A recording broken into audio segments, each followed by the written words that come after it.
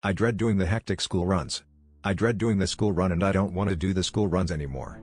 The early morning school runs are the worst, and the two children first have to force me to take cocaine and then heroin to jump me out of bed. Before that I am begging them not to make me do the early morning school run. My two kids tell me that I have to do the early morning school run and that it's something an adult must do. I begged them to go to school on their own, but they said that if they go to school on their own, then they will die. So with being force-fed cocaine and heroin, it helps me to get me out of bed. Then my two kids start doing something weird and I was seeing stuff because of the drugs. They turn me into a child and they grow into an adult. Then I am in the middle between my two grown adults kids as I am the child now. I admit this does make it easier doing the early morning school run. As my kids let go of my hand and run towards school, they turn back into kids and I turn back into an adult. I see the other adults looking at me and I feel anxious, like they want to do something to me.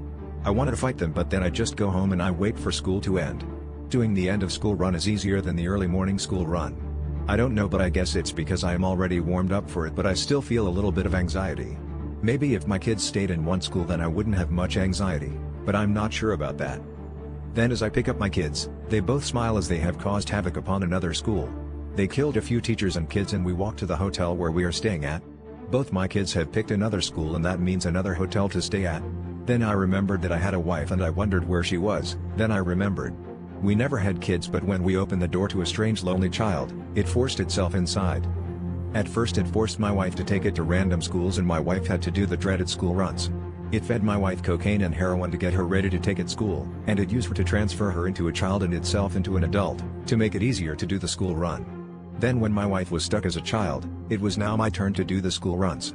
I was force-fed cocaine and heroin by two kids now, and they would transform me into a child and themselves into adults to make it easier to do the school run. The transformation is only temporarily, as they would transform back into children. I can't wait till I'm stuck as a child.